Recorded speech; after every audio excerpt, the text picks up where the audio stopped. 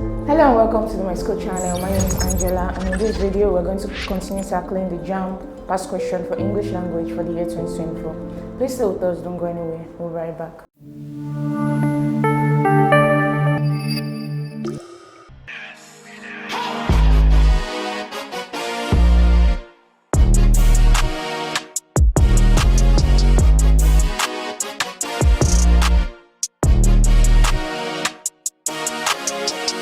Welcome back to the Myschool channel. Like I said earlier, we're going to be tackling the JAMB past question for English language for the year 2024. So in this video, we're going to be focusing on questions 126 to 150. Let's begin with question 126. Choose the option that best completes the sentence. The dash of armed robbery has been on the increase. Option A, incidents. Option B, accidents. Option C, incidents. And option D, accidents. So the answer to this question is option C, incidents. Incidence is the rate at which particular incidents occur. So the word incident actually means something that is unpleasant, that disrupts your daily routine. So when you are discussing an incident of armed robbery, you make use of incident, a particular incident that disrupted your daily routine. Maybe you were going to work and then you encountered this armed robbery. It's an incident that disrupted your daily routine. But when you are talking about the rate at which such incident occurs, you make use of the word incidence. So here they are talking about the rate at which armed robbery has been on the increase, has been increasing. So you make use of incidents. Okay, so the complete sentence will be the incidence of armed robbery has been on the increase. The word accident is used when you're also talking about something unpleasant, but something that has a negative effect in the sense that it caused harm or injury. So that's when you make use of accidents. When you're talking about road accidents, you make use of accidents. So option C, incidents, is the answer to this question. Question 127. Again, we have to choose the option that best completes the gap. She hurried off dash and came back. Option A, fastly. B, as fastly. C, fast. D, very fastly. So the answer to this question is option C, fast. Fast is the adverb for the word fast. So unlike slow, the adverb for slow is slowly, but for fast, the adverb for fast is fast. So you make use of fast to fill in that gap because fast is the adverb that is qualifying the phrasal verb hurried off. So she hurried up fast and came back. You do not make use of fastly. Fastly is incorrect. It is not grammatical. So you make use of fast to fill in that gap. Option C is the answer to this question. Question 128. Again, we have to choose the option that best completes the sentence. Julia used to be the best behaved girl, dash. Option A, couldn't she? B, wasn't she? C, wouldn't she? And D, didn't she? So the answer to this question is option D, didn't she? So normally when we have a question tag, we make use of the auxiliary verb as well as the subjects to fill in the question tag gap. So the auxiliary verb here is did, although it is not there in the sentence. But whenever you have a sentence like this and the auxiliary verb is not present, you just assume that it is did that should be there. So it's supposed to be Justina did used to be the best behaved girl. But we do not usually put did in the sentence. We usually eliminate that in the sentence. So did is the auxiliary verb that should be there. And then you convert this to the pronoun. Justina is a female, so you make use of she. So that's why option D, didn't she, is the answer to this question. Question 129. It was the dash of brakes that drew our attention. A, hooting. B, blaring. C, screeching. D, hammering. The answer to this question is option C, screeching. Screeching is a common word that's used to describe how brakes make that unpleasant sound when a car is about to be brought to a halt. So it is screeching that best fills that gap. Option C is the answer to this question. Question 130. Everyone knew the woman's dash before his phone went off. A, itinerary. B, itinerary. C, itinerary. D, itinerary. So among these options, 3 of them are incorrectly spelled. But option B is the correct spelling for the word itinerary. Itinerary is the plan, the schedule for a particular journey that you make before you go on the journey. So this is the correct spelling. It's pronounced itinerary. Option B is the answer to this question. Question 131. Put Chioma's mail in the dash pack. A, shiny new red lunch. B, red new shiny lunch. C, shiny red lunch new. And D, new red lunch shiny. So this particular question is a question that tests your understanding of order of adjectives. So let's go to the board to see how adjectives should be ordered. So here is the proper order of adjective. It begins with opinion or observation. So that's an opinion that is specific to you. So if you are using an adjective to describe somebody, but somebody else might not use that same adjective, it's an opinion. So that's the adjective that comes first when you are describing a particular noun. Then followed by that is the adjective of size, big, small, tall. Then followed by age, old, young, new. Followed by shape, round, square, triangular. Then color, blue, green, red. Origin or nationality, Chinese, Nigerian. The material used in making that thing, silk, leather, plastic. The type, is it general purpose or is it U-shaped? Then the purpose, washing, drying. Then we have the adjectival noun. So that is the noun that is actually qualifying the actual noun in that sentence. So it's also a noun, but it is the noun that comes before the actual noun in that sentence. So we have laundry. So laundry comes with detergents. You understand that laundry and detergent, they go hand in hand. So laundry is describing detergents, just as lunch is describing pack, lunch pack. So in the sentence that we had shiny new red lunch pack. So this is the proper order for those adjectives used to describe the lunch pack. So we have shiny new red lunch. So let's go to the screen to mark our answer. So from the explanation, we can see that option A, shiny new red lunch, is the answer to this question. So we have the sentence, put Chioma's meal in the shiny new red lunch pack. Option A is the answer to this question. Question 132. I was glad it called my attention dash the matter. Option A on, B 2, C 4, and D at. The answer to this question is option B 2. So it is going to be, I was glad it called my attention to the matter. So you make use of to. To is the proper preposition to use in this case. Although sometimes you say, I was glad it called my attention on the matter, but this is not the correct way to make use of that particular phrase. You make use of to. Option B2 is the answer to this question. Question 133. Choose the option that has the same vowel sound as the one represented by the letters underlined. The word is youth. Option A, should. Option B, bout. Option C, choose. And option D, butcher. So let's go to the board to transcribe the vowel sounds. So for the word youth, the vowel sound that is here is the long oo sound. So it's pronounced youth. Then the word should is the short oo sound. So when you have words like should, could, would, it's the short oo. Always take note of that. Then we have bout. Bout has a diphthong, the ow sound. Bout. Then we have choose. Choose has the long oo sound. So it's pronounced choose. Then we have butcher, butcher. So we have the short oo sound, and then for this one we have the short sound. It's pronounced butcher. So from the transcription we can see that choose has the same vowel sound as the one in youth. So let's go to the screen to mark our answer. So from the transcription of the vowel sound we can see that option C, choose, is the answer to this question. Choose the option that has the same consonant sounds as the one represented by the letters underlined. The word is uncle. We have option A, bring, option B, long, option C, bang, and option D, ink. So let's go to the board to transcribe the consonant sounds. So for the word uncle, the consonant letters that have been underlined is transcribed as this. So it's important to note that when we have the combination of this n sound and the g sound, and the n sound and the k sound, it's important to note that that n is not going to be n, but n. So for this particular one, the two of them merge together to form this n sound. Then when you have n and k, you have the nk sound. So it's important to note that whenever you see those sounds together in a word, they eventually form these particular sounds. So another thing to note is that though we have in the word binge, there is the N and the G letters, it's not going to be pronounced as this because this is not pronounced as G, it's pronounced as J. So you have the usual binge as the sound. So it's different from when you have bang or something else like that. So for bang, it will be pronounced as bang, just like we explained here. So it's important to note this difference when you are trying to identify the consonant sounds in these words.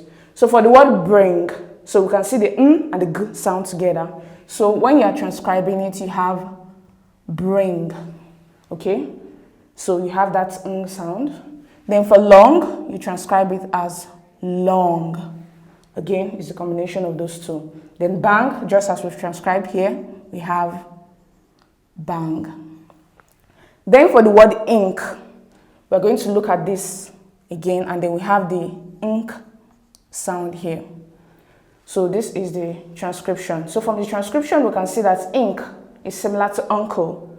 The reason we have this is because when you pronounce this, you have n and k, uncle. Okay? So it's important not to look at the letters of the word. Listen for the pronunciation rather than looking at the letters. Because when you look at the letters of the word, it might confuse you. So it's important to look at the letters. So from this transcription, we can see that ink and uncle, they have those similar consonant sounds. Let's go to the screen to mark our answer. So from the transcription, we can see that option D, ink, is the answer to this question. Do you know you can take practice questions with our simulated JAMB CBT past question? All you need to do is to go down to the link in the description below. This takes you to the Myschool website, where you can download the Myschool mobile app for your Android devices and the Myschool software for your laptops and computers. Please go ahead and start practicing. Now on to question 135. Choose the option that rhymes with the given word. The word is hurt, hot, option B, cough, option C, coil, and D, shirt. Now let's go to the board to transcribe the words. So for the word hurt, it's transcribed as this. You have the h sound, then we have the sound, and t, hurt.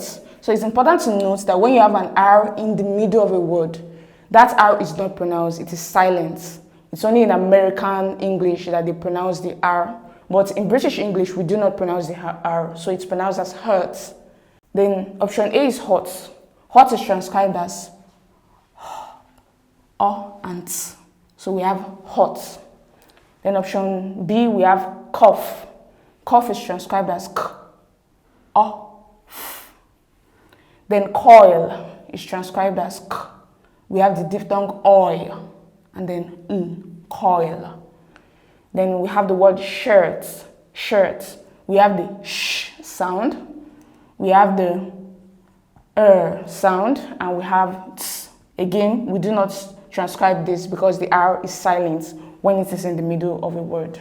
So from the transcription, we can see that for this option, it's only t that is similar to hurt. Then option B, there is nothing similar at the ending of the word. Then coil, also there is nothing similar. Then for the last one, we have t and the sound similar in the given word and in the last option. So from this, we can see that shirt rhymes with hurt. So let's go to the board to mark our answer. So from the transcription of the words, we can see that option D, shirt, rhymes with hurt. Option D is the answer to this question. I believe you're enjoying this content. If yes, please do not forget to hit the like button, click on the subscribe button, and lastly, tap on the notification bell to get informed as soon as we release the next videos. Question 136. Again, we have to choose the option that rhymes with the given word. The given word is taciturn. Option A, rerun. Option B, tan. C, around. And D, burn. So let's go to the board to transcribe the words. So for the word taciturn, it's transcribed as this. We have the t sound, the a sound, the s sound, the e sound, t, then and n. Taciturn. Then we have rerun. Rerun is transcribed as this.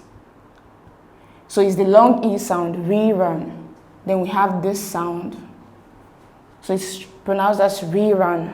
Then tan is transcribed as this. So we have the long R sound here.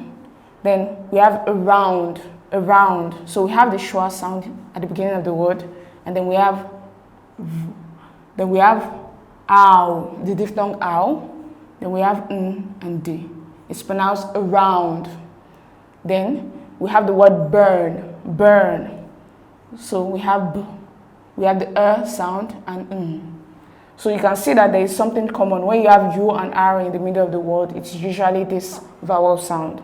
So just like we have u and r here, we have that vowel sound, and it's pronounced taciturn. Then we have burn as well.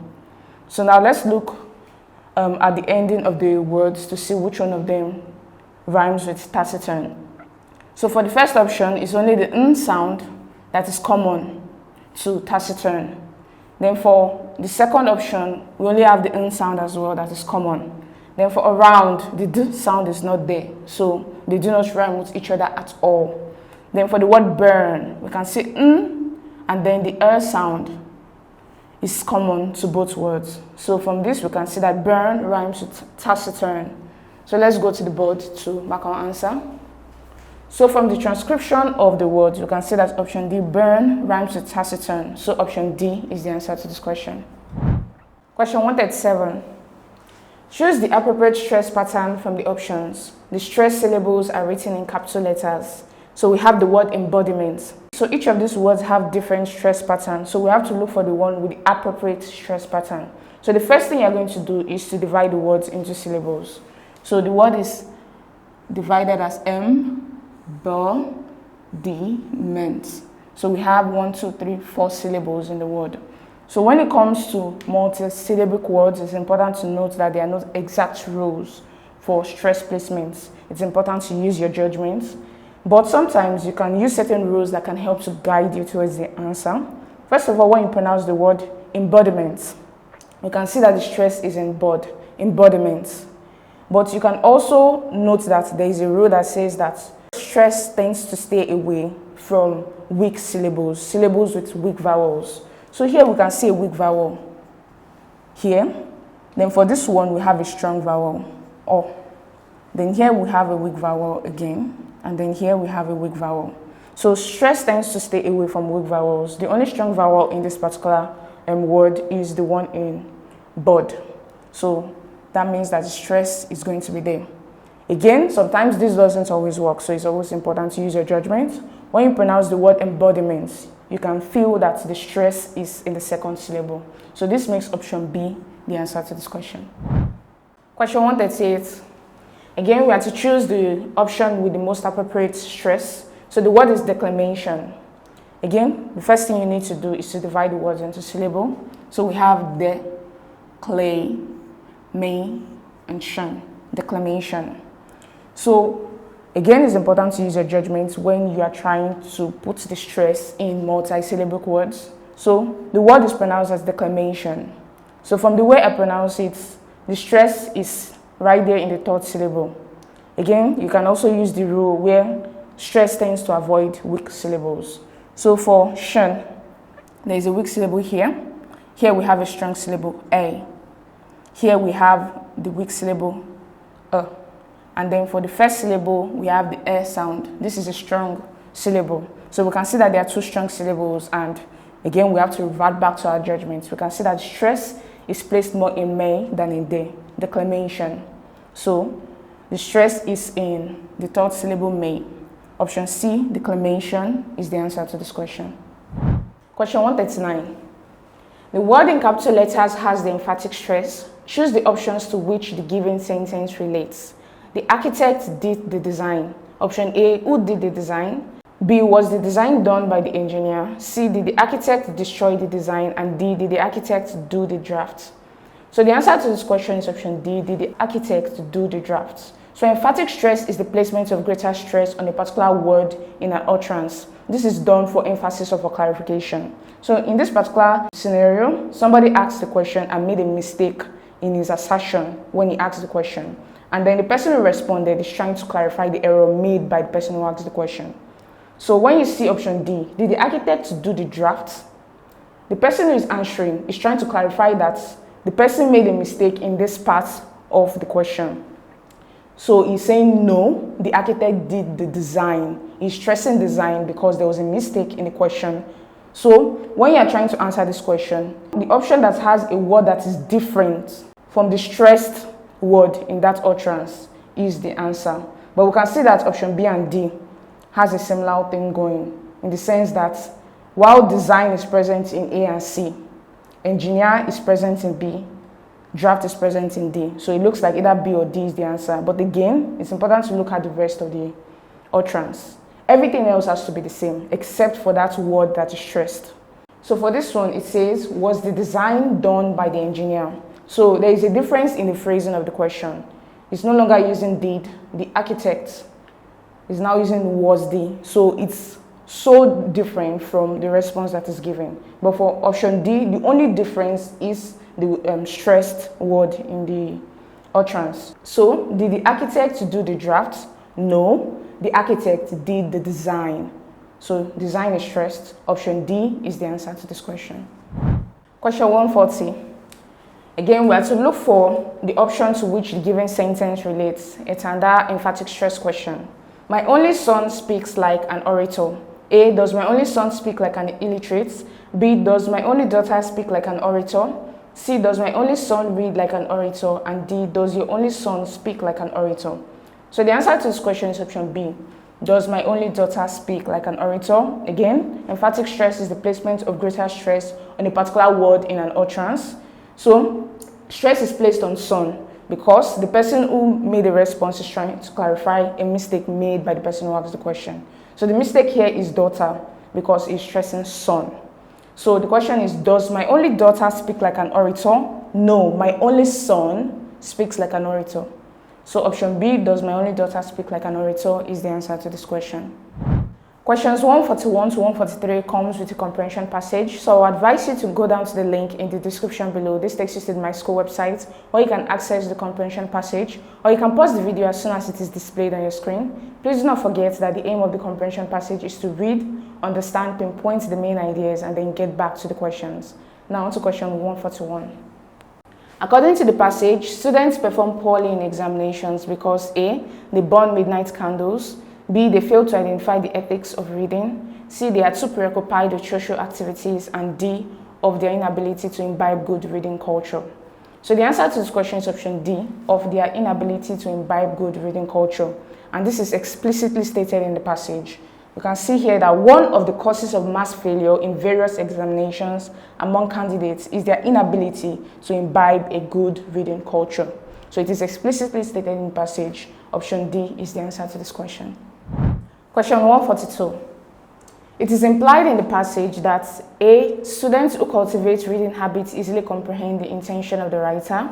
B, the understanding of the writer will be strenuous for the students who prepare well enough. C, students who fail to imbibe a good reading culture will find it easy to know the intention of the writer. D, a student can easily understand the writer's intention, whether he imbibes a good reading culture or not. So the answer to this question is option A. Students who cultivate reading habits easily comprehend the intention of the writer.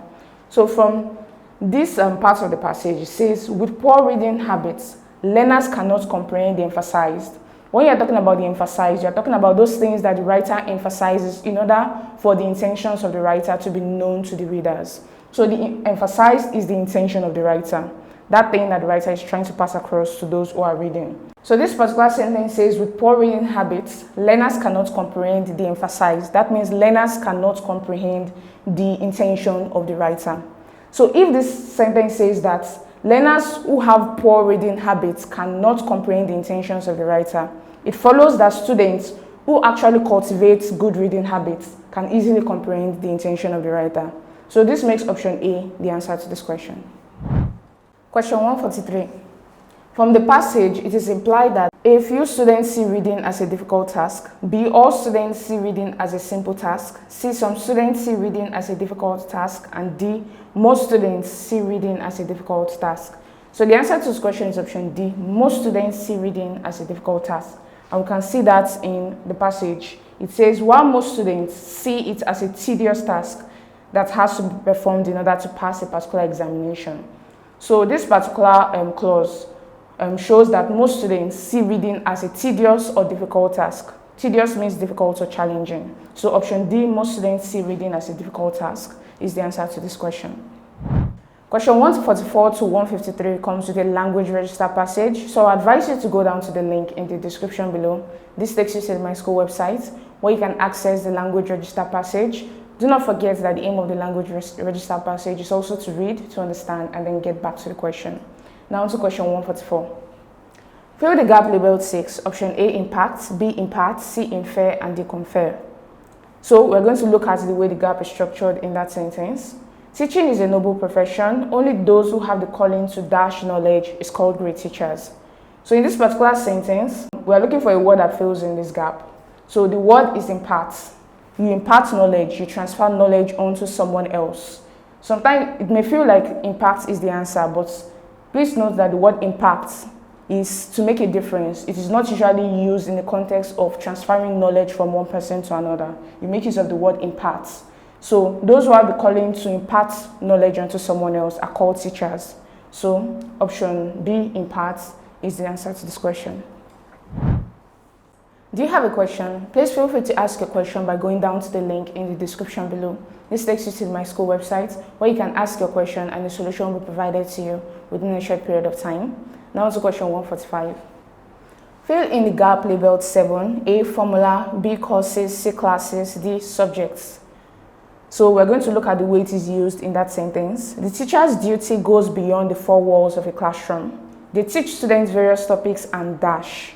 So what teachers teach is various subjects. So subject is the best option to fill in that gap. So they teach subjects like mathematics, literature, and so on. So option D, subjects, is the answer to this question. Do you have a better explanation or solution to any of these questions? If you do, go down to the comment section below, indicate the question number and the solution you'd like to share. Question 146. Fill the gap labeled 8. Option A, care, B, guide, C, beat, and D, guard. So the answer to this question is option B, guide, but we're going to look at the way it is used in that sentence. The teacher listens to their students express their worries and fears, yet the teacher has to pacify and dash them through the right paths. So the word that should fill in that gap is guide. Guide means to direct someone towards the right path, because that is what they are talking about here. They are trying to direct the students so that they follow the right path. So it's guide that should fill in that gap and not care, beat, or guard. Option B is the answer to this question. Question 147. Fill the gap labeled 9. A, stakeholder, B, shareholder, C, office holder, and D, card holder. So the answer to this question is option A, stakeholder.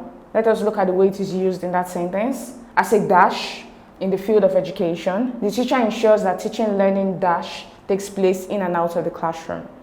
So here we are talking about someone who has vested interest in the field of education, someone who wants to see the success of the students under their care. So we are talking about a stakeholder. So a stakeholder is someone who has vested interest in a particular thing, who wants to see the success of that thing. So you do not use shareholder. Shareholder is used in the context of business. Office holder and card holder is not used in this particular context. So option A, stakeholder, is the answer to this question. Question 148. Fill the gap labeled 10. Option A, habits, B, function, C, process, and D, policy. So the answer to this question is process. Again, we have to look at the way it is used in that sentence. As a stakeholder in the field of education, the teacher ensures that the teaching, learning, dash takes place in and out of the classroom. So you're talking about a process here. That interactive journey between the teacher and the students. How the teacher imparts knowledge onto the students and the students offer feedback to the teacher. It's a process. So option C, process, is the best option to fill in that gap. Option C is the answer to this question. Question 149. Fill the gap labeled 11. Option A, Guinness, B, genius, C, heinous, and D, spacious. The answer to this question is option B, genius. So the teacher lights the candle for others to see. He is fast enough to move at the speed of the dash and patient enough for the slow learner to catch up. So here, the writer is talking about how the teacher has to be fast enough so that he can be able to be adaptable to the genius as well as be patient enough for the slow learner. So he's talking about the most gifted students in the class and the least gifted students in the class. So option B, genius, is the best option to fill in that gap. Question 150. Fill the gap labeled 12. Option A, book, B, diary, C, register, and D, attendance. So the answer to this question is option C, register. In his care are the dash, the mark book, and every other document which must be duly filled. So it is the register that is one of those documents that needs to be filled by the teacher. The register is the record of the attendance of the students. So attendance is not a document. The register is the record of the attendance. So option C, register, is the answer to this question. I believe you're enjoying this content. If yes, please do not forget to hit the like button, click on the subscribe button, and lastly, tap on the notification bell to get informed as soon as we release the next videos.